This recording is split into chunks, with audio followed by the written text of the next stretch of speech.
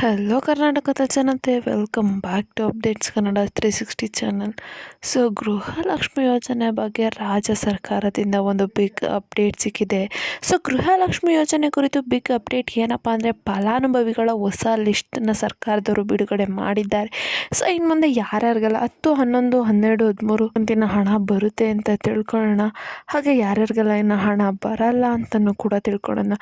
ನಿಮ್ಗೇನಾದರೂ ಒಂದೇ ಒಂದು ಕಂತಿನ ಹಣ ಬಂದಿದ್ದರೆ ಮುಂದೆ ಏನು ಮಾಡಬೇಕಂತ ಈ ವಿಡಿಯೋದಲ್ಲಿ ಡೀಟೇಲಾಗಿ ತಿಳಿಸ್ಕೊಡ್ತೀನಿ. ಸೊ ಯಾರ್ಯಾರೆಲ್ಲ ಇನ್ನು ಹಣ ಪಡ್ಕೊಂಡಿಲ್ಲ ಅಂಥವ್ರು ವಿಡಿಯೋನ ಮಿಸ್ ಮಾಡೋಕ್ಕೆ ಹೋಗಬೇಡಿ, ಎಲ್ಲೂ ಸ್ಕಿಪ್ ಮಾಡೋಕ್ಕೆ ಹೋಗಬೇಡಿ ಅಂತ ಹೇಳ್ತಾ ಮನೆ ವಿಡಿಯೋನ ಸ್ಟಾರ್ಟ್ ಮಾಡೋಕ್ಕಿಂತ ಮುಂಚೆ ನೀವೇನಾದರೂ ನಮ್ಮ ಚಾನಲ್ಗೆ ಸಬ್ಸ್ಕ್ರೈಬ್ ಮಾಡ್ಕೊಂಡಿಲ್ಲ ಅಂದರೆ ದಯವಿಟ್ಟು ಚಾನಲ್ಗೆ ಸಬ್ಸ್ಕ್ರೈಬ್ನ ಮಾಡ್ಕೊಳ್ಳಿ. ಇದೇ ರೀತಿ ಕಂಟಿನ್ಯೂಸ್ ಆಗಿ ಅಪ್ಡೇಟ್ಸ್ ನಮ್ಮ ಚಾನಲಲ್ಲಿ ನಾವು ನಿಮಗೆ ನೀಡ್ತೀವಿ ಅಂತ ಹೇಳ್ತಾ, ಇಲ್ಲ ವಿಡಿಯೋಗೆ ಲೈಕ್ ಕೊಟ್ಟಿಲ್ಲ ಅಂದರೆ ದಯವಿಟ್ಟು ವಿಡಿಯೋಗೆ ಲೈಕ್ ಕೊಟ್ಬಿಟ್ಟು ವಿಡಿಯೋ. ಸೊ ರಾಜ್ಯ ಸರ್ಕಾರದ ಕಡೆಯಿಂದ ಬಂದಿರೋ ಏನಪ್ಪ ಮಾಹಿತಿ ಅಂದರೆ, ನಿಮ್ದೇನಾದರೂ ಡಾಕ್ಯುಮೆಂಟ್ಸ್ಗಳು ಸರಿ ಇದ್ದರೆ ಯಾವುದೇ ರೀತಿಯ ತಲೆ ಕೆಡಿಸ್ಕೊಳೋದು ಬೇಡ ಗುರು. ನೀವು ಯಾವುದೇ ಒಂದು ಪ್ರಾಬ್ಲಮ್ ಇಲ್ಲದೇ ಕೂಡ ಪ್ರತಿ ತಿಂಗಳು ಹಣ ಬರುತ್ತೆ ಅಂತ ಹೇಳ್ತಿದ್ದಾರೆ ಸರ್ಕಾರದವರು. ಈಗ ಅವರು ಏನೋ ಒಂದು ಆಧಾರದ ಮೇಲೆ ಹಿಂಗೆ ಹೇಳ್ತಿದ್ದಾರೆ ಅಂದರೆ, ಪ್ರತಿ ತಿಂಗಳು ಹಣ 80% ಅಷ್ಟು ಮಹಿಳೆಯರಿಗೆ ಹಣ ಆಲ್ರೆಡಿ ಜಮಾ ಆಗಿದೆ. ಅಂದರೆ ಏನು 10ನೇ ಕಂತಿನ ಹಣ 80% ಅಷ್ಟು ಮಹಿಳೆಯರಿಗೆ ಜಮಾ ಆಗಿದೆ. ಅಂದರೆ 80% ಅಷ್ಟು ಮಹಿಳೆಯರಿಗೆ ಜಮಾ ಆಗಿದೆ ಅಂದರೆ ಅವರ ಡಾಕ್ಯುಮೆಂಟ್ಸ್ ಎಲ್ಲ ಸರಿ ಇದೆ ಅಂತ ಅರ್ಥ ಅಂದ್ಬಿಟ್ಟು ಸರ್ಕಾರದವರು ತಿಳಿಸಿದ್ದಾರೆ. ಸದ್ಯಕ್ಕೆ ಯಾವ ಡಾಕ್ಯುಮೆಂಟ್ಸ್ ಎಲ್ಲ ಸರಿ ಇತ್ತು ಅಂದರೆ ನೀವು ಯಾವುದು ತಲೆ ಕೆಡಿಸ್ಕೊಳೋದು ಬೇಡ, ಆಟೋಮೆಟಿಕ್ಕಾಗಿ ಪ್ರತಿ ತಿಂಗಳು ನಿಮಗೆ ಹಣ ಬಂದು ನಿಮ್ಮ ಖಾತೆಗೆ ಜಮಾ ಆಗುತ್ತೆ ಅಂತ ತಿಳಿಸಿದ್ದಾರೆ. ನಾನು ಹೇಳ್ದಂಗೆ ಸರ್ಕಾರದವರು ಒಂದು ಲಿಸ್ಟನ್ನ ರೆಡಿ ಮಾಡಿದ್ದಾರೆ. ಸೊ ಇದರಲ್ಲಿ ಇರೋ ಜನಗಳಿಗೆ ಇನ್ನು ನೆಕ್ಸ್ಟು ಹಣ ಬರಲ್ವಂತೆ. ಸೊ ಈಗಾಗಲೇ ಸಾಕಷ್ಟು ಜನರು ಅರ್ಜಿಯನ್ನು ಹಾಕಿ ಆಲ್ರೆಡಿ ಫಲನ ಪಡ್ಕೊತಿದ್ದಾರೆ. ಏನೋ ಒಂದು 10ನೇ ಕಂತಿನ ಹಣನ ಪಡ್ಕೊಂಡಿದ್ದಾರೆ ಅಂತಲೇ ಆಯಿತು. ಸೊ ಏನಾದರೂ ನೀವು ಈ ಲಿಸ್ಟಲ್ಲಿ ಇತ್ತು ಅಂದರೆ ನೀವು ಈ ಯೋಜನೆಯಿಂದ ಹೊರಗಡೆ ಬೀಳ್ತೀರಾ ಅಂತ ಅರ್ಥ.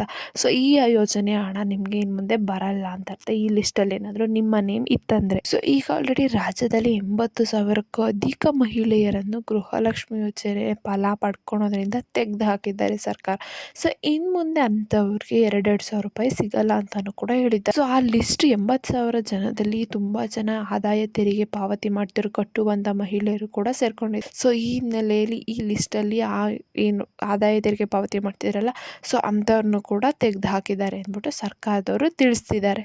ಪ್ರತಿಯೊಂದು ಡಾಕ್ಯುಮೆಂಟನ್ನು ಕೂಡ ವೆರಿಫೈ ಮಾಡಿಬಿಟ್ಟು ಹಣನ ಹಾಕ್ತೀವಿ, ಡಾಕ್ಯುಮೆಂಟ್ಸ್ ಎಲ್ಲ ಸರಿ ಇತ್ತಂದ್ರೆ ಅಷ್ಟೇ ನಿಮಗೆ ಹಣ ಬರುತ್ತೆ ಅಂತ ತಿಳಿಸಿದ್ದಾರೆ.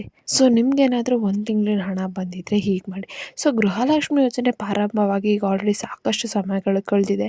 ಸೊ ಒಂದು ವೇಳೆ ನಿಮ್ಮ ಖಾತೆಗೆ ಯಾವುದೇ ತಿಂಗಳಿನ ಹಣ ಬರದೇ ಇದರಲ್ಲಿ ಈ ಸಂದರ್ಭದಲ್ಲಿ ನೀವು ಏನು ಮಾಡಬೇಕಂದ್ರೆ, ಹತ್ತಿರದ ಬ್ಯಾಂಕ್ ಕಚೇರಿಗೆ ಹೋಗ್ಬಿಟ್ಟು ನಿಮ್ಮ ಖಾತೆಗೆ ಹಣ ಬರದೇ ಇದಕ್ಕೆ ಸಂಪೂರ್ಣ ಮಾಹಿತಿನ ತಿಳ್ಕೊಳ್ಳಿ.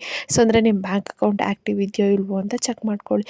ಹಂಗಂದರೆ ಆಮೇಲೆ KYC ಆಗಿದೆ, NPCI ಮ್ಯಾಪಿಂಗ್ ಆಗಿದೆ, ಇದನ್ನೆಲ್ಲ ಖುದ್ದಾಗಿ ನೀವೇ ಬ್ಯಾಂಕಿಗೆ ಹೋಗ್ಬಿಟ್ಟು ಚೆಕ್ ಮಾಡಿಸ್ಕೊಳ್ಳಿ. ನೀವು ಅಂಗನವಾಡಿ ಸಹಾಯಕರು ಮತ್ತು ಆಶಾ ಕಾರ್ಯಕರ್ತರ ಸಂಪರ್ಕ ಮಾಡಿಬಿಟ್ಟು ಈ ವಿಚಾರದ ಬಗ್ಗೆ ನೀವು ಹೆಚ್ಚಿನ ಮಾಹಿತಿನ ಪಡ್ಕೋಬೋದು. ಸೊ ನಿಮ್ಮ ಬಗ್ಗೆ ನಿಮ್ಮ ಸಮಸ್ಯೆಗಳಿಗೆ ಪರಿಹಾರ ಕಂಡ್ಕೋಬೋದು. ಸೊ ಈ ಮೂಲಕ ನೀವು ಗೃಹಲಕ್ಷ್ಮಿ ಯೋಜನೆ ಅಡಿಯಲ್ಲಿ ಯಾವುದೇ ಸಮಸ್ಯೆ ಕಂಡು ಬಂದರೂ ಕೂಡ ನೀವು ಸಂಬಂಧಪಟ್ಟಂತಹ ಇಲಾಖೆ ಅಥವಾ ಕಚೇರಿಗೆ ಹೋಗ್ಬಿಟ್ಟು, ನೀವು ಉದಾಹರಣೆಗೆ ಸೇವಾ ಕೇಂದ್ರ ಅಥವಾ ಮಹಿಳಾ ಹಾಗೂ ಮಕ್ಕಳ ಕಲ್ಯಾಣ ಇಲಾಖೆ ಕಚೇರಿಗೆ ಹೋಗ್ಬಿಟ್ಟು ಅಲ್ಲಿ ಸಿಬ್ಬಂದಿಗಳನ್ನ ಮೀಟ್ ಮಾಡಿ ನಿಮ್ಗೆ ಏನಕ್ಕೆ ಹಣ ಬರ್ತಿಲ್ಲ ಅಂತ ತಿಳ್ಕೊಂಡು ಏನು ಚೇಂಜಸ್ ಬೇಕು ಅದನ್ನು ಮಾಡಿಸ್ಕೊಳ್ಳಿ. ಸೊ ಈ ಇಷ್ಟು ಮಾಹಿತಿ ನಮಗೆ ಈಗ ರೀಸೆಂಟಾಗಿ ಸಿಕ್ಕಿದ್ದು ರಾಜ್ಯ ಸರ್ಕಾರದ ಕಡೆಯಿಂದ ಗೃಹಲಕ್ಷ್ಮಿ ಯೋಜನೆ ಬಗ್ಗೆ. ಇದೇ ರೀತಿ ಕಂಟಿನ್ಯೂಸ್ ಅಪ್ಡೇಟ್ಸ್ ಬೇಕು ಗೃಹಲಕ್ಷ್ಮಿ ಯೋಜನೆ ಅಥವಾ ಯಾವುದೇ ಒಂದು ಸ್ಕಾಲರ್ಶಿಪ್ ಅಥವಾ ಏನರ ಬಗ್ಗೆ ಏನಾದರೂ ಅಪ್ಡೇಟ್ಸ್ ಬೇಕಂದರೆ ನೀವು ನಮ್ಮ ಚಾನಲ್ಗೆ ಸಬ್ಸ್ಕ್ರೈಬ್ ಮಾಡ್ಕೊಳ್ಳಿ. ಇದೇ ರೀತಿ ಕಂಟಿನ್ಯೂಸ್ ಅಪ್ಡೇಟ್ಸ್ ನಮ್ಮ ಚಾನಲಲ್ಲಿ ಕೊಡ್ತೀವಿ ಅಂತ ಹೇಳ್ತಾ, ಏನೇ ಪ್ರಾಬ್ಲಮ್ ಅಂತಂದರೆ ಕಮೆಂಟ್ನ ಹಾಕಿ. ಸಬ್ಸ್ಕ್ರೈಬ್ ಮಾಡ್ಕೊಂಡಿಲ್ಲ ದಯವಿಟ್ಟು ಚಾನಲ್ಗೆ ಸಬ್ಸ್ಕ್ರೈಬ್ನ ಮಾಡ್ಕೊಳ್ಳಿ. Thank you.